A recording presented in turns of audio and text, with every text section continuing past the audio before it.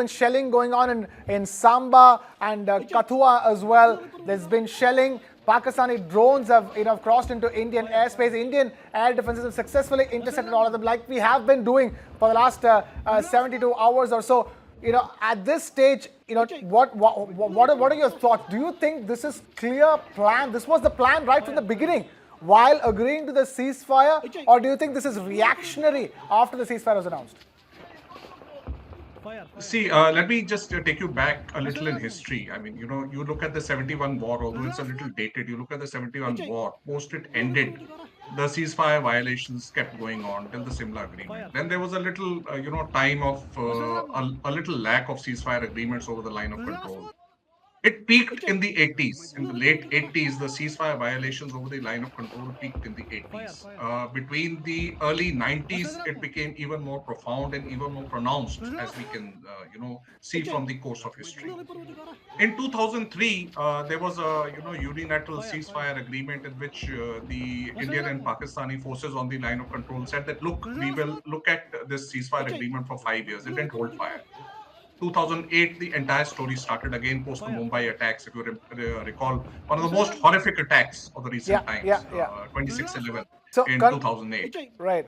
Thereafter, the number of, I can give you statistics, the number of ceasefire violations between 2010 and 2020 have been more than 12,000. 12,000 ceasefire violations, which had led to the fatal casualties of nearly 300, including civilians and the defense personnel. So there is nothing new, as as my fellow panelists have said. This is pattern. Fair enough. This is pattern, absolutely pattern. But My only fear is that while this is a usual playbook on the line of control, which also looks at pushing in a couple of terrorists inside, breaking the counter-infiltration grid, which is rock solid, it is happening on the international border. That worries me. Right. That is part one. The second part is the AD systems being activated is normal standard operating procedure. There's nothing very new to it.